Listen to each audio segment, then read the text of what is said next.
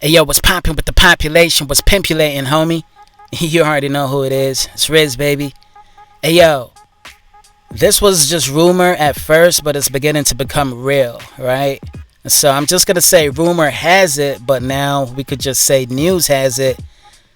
In other words, had been broken that Kevin Samuels, controversial for his content on YouTube pertaining women and how men should treat women and how women should act, etc., etc. Many people view it as misogynistic, which his content is mostly about women and that they can't cook or can't clean, and etc., and etc. Many men agree with that, many men obviously don't, but at the same time, those who are in agreement with it are those who think just similar to that, which is why his channel had been somewhat of a, I'd say, shooting star, so to speak. It just bloomed out of nowhere and then blew up because of the topics that he had been talking about. Okay, so back to the rumor, which is now fact, is that Kevin Samuels had passed away, unfortunately. There had been multiple news sources that stated that he had been with a 32-year-old nurse or something to that effect. That he had already had heart problems, and that could be the main reason why, he had pretty much succumbed to the reality of what we know as planet Earth. Now, let's get on to the actual fact, the police statement. And I want you to read along with me because this is literally going to be the concrete evidence, the straw that breaks the camel's back, so to speak. On May 5th, 2022, Officer J. Figueroa, Unit number 2205, responded to a call at 297 East Paces Ferry Northeast Apartment number 1605 regarding a person injured. Upon arrival, Officer Figueroa observed the fire department engine number 21 performing CPR to a black male unresponsive on the floor of his apartment. I then met Miss Hortensia Alcantara, who identified the male as Mr. Kevin Samuels. Miss Alcantara stated that she met Mr. Samuels last night, came to his apartment, and spent the night with him. Miss Alcantara, sorry if I butchered that, also stated that early morning, Mr. Samuels complained of chest pain, and she attempted to help him, but he fell on top of her and proceeded to notify 911.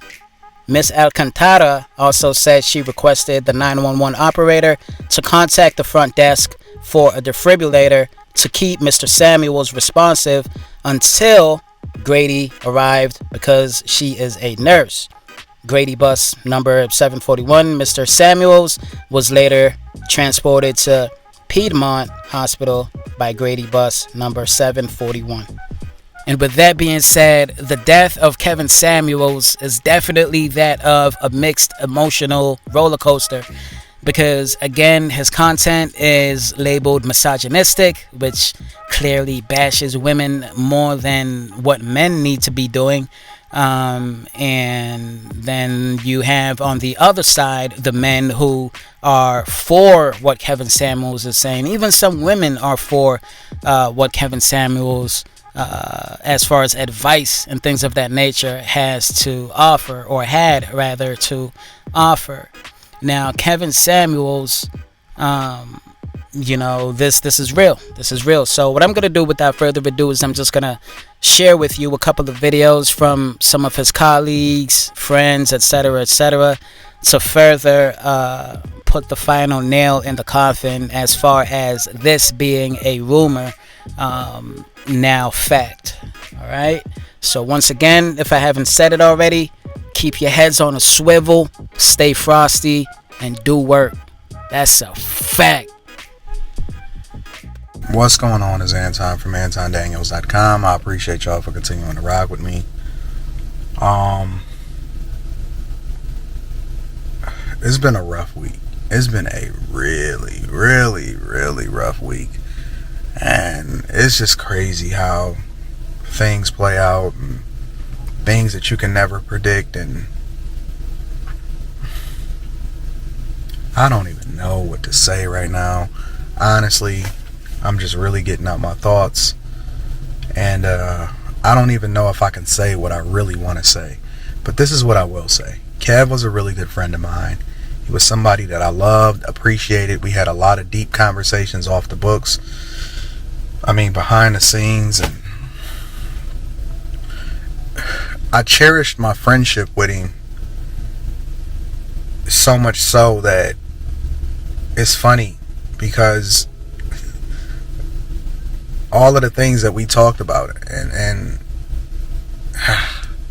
it's almost like I wish I could tell y'all some of the stuff that we talked about because it was so insightful and it was so much love, and it was just like, you know what I'm saying? When we connected, he reached out to me first. You know what I'm saying? Like, he didn't have to do that. He didn't have to rock with me. And the first time that I met him, I will share this with you guys. The first time that I actually met him, that I kicked it with him, was way before we ever visibly connected online. It was way before any kind of video collaboration. It was way before we ever jumped on the Lapeef Let's Talk show with each other. The first time that we ever connected was in Miami, right? We really tapped in and we linked up, and it was really dope. And it was actually, it's crazy. I will say this: I loved him while he was here. That's the biggest thing. I'm not gonna tell any stories. I know I don't have any choice but to do a live stream. I mean, I got a choice, but I know that I'm gonna have to live stream and really, really deep dive and go into this and things like that. But I loved him while he was here, and very few people can say that. It's a lot of people that capitalized off of him. It's a lot of people that's clout chasing off of him. It's a lot of people that smeared his name and did all kind of negative things in videos. And no matter what happens, no matter what you say, no matter what comes along with it, you're going to have to eat that. Because at the end of the day, you're going to have to go to sleep with yourself understanding that you was a hateful person while he was here.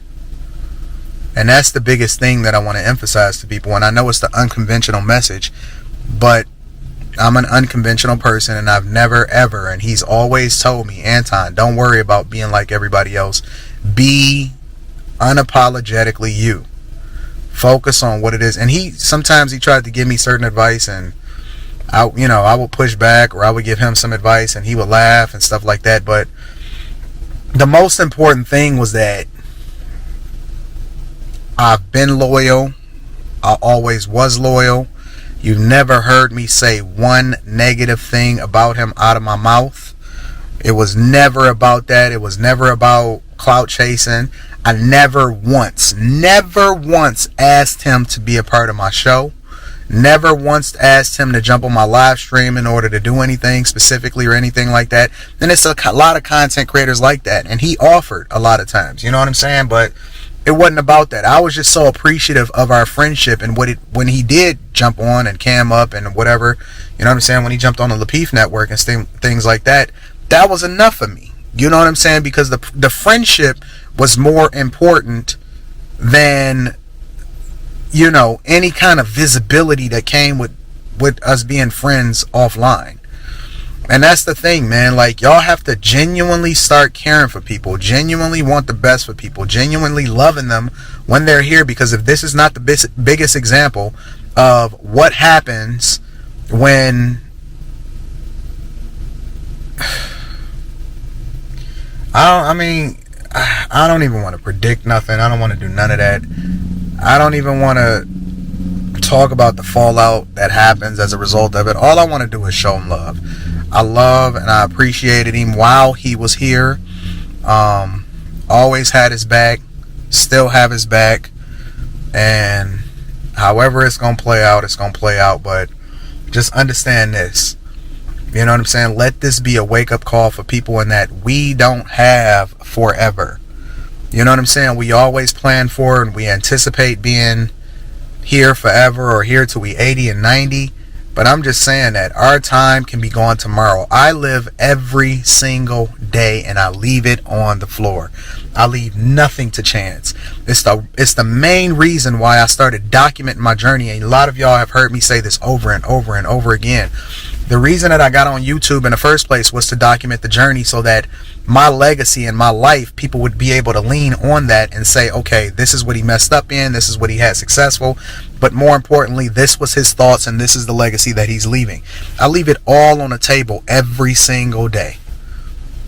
And the one thing that absolutely sticks with me every time I think about him is that he always used to push me and say, and it's the reason why I go so hard today. He used to say, Anton, I know you ain't gonna let a 50-year-old man outwork you.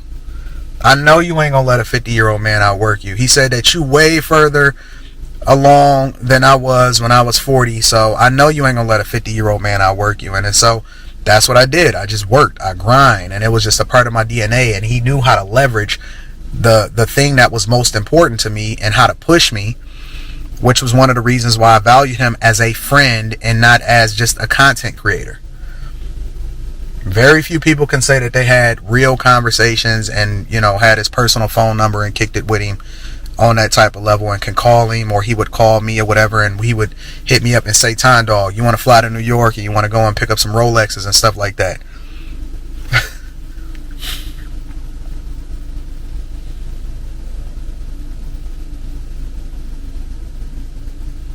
This is nuts. This is absolutely nuts.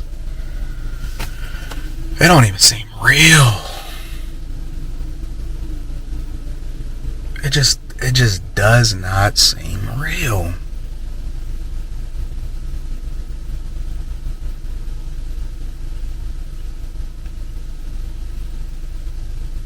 If Kev has ever done anything for you, whether he's forced you to hold yourself accountable, or if you ever made a video about him and made $1 off of his name, if you've ever benefited from any of his advice, if you start to think differently, or he even forced you to start taking into consideration who you are as a person so that you can get better results in any way.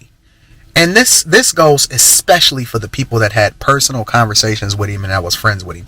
And I know a lot of y'all. I know a lot of y'all that had personal conversations with him, because we never talked about other people, but he would mention, yeah, I talked to this person, or yeah, I talked to that person. If you've ever had any kind of personal interaction with Kevin, please do not smear his name. Do not start clout chasing and start trying to use this in order to try to get yourself up and all of that. Real talk. Straight up. You got this video and you got the one that the live stream. I'm a live stream tomorrow. I'm gonna give my thoughts after I've gathered myself. I gotta do the Lapeef Network tonight. And then the legacy of who he is and how he's impacted my life will be reflected in my actions. You will see no dumpster fires over here. Kev, I loved you while you was here. I appreciate you. Thank you for playing a role in my life, for being a good friend, and you did a lot. And the minimal amount of time that you had on this earth, you did a lot. You did a whole lot, and you impacted a lot of people, and you ran the numbers up, and you were successful, and you overworked, and you did not make excuses. You absolutely dedicated yourself to your craft, and you didn't let anything or anyone stop you or hold you back or anything like that. I don't have any words to say to express how much I really, really appreciate what you've done for me personally and what you've done in my life. And I do. I really appreciate you, bro. And I hope your family is safe, and I hope that things go well. And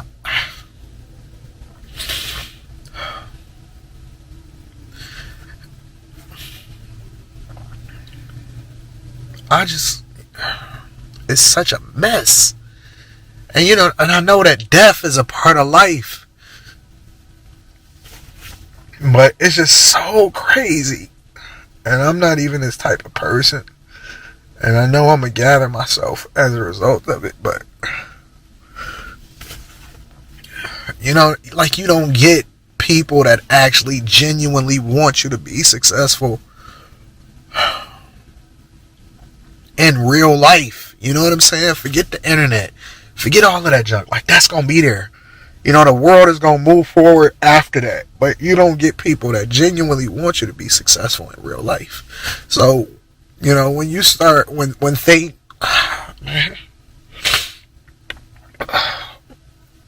I'm sorry, y'all. I'm sorry, bro. But, oh, man.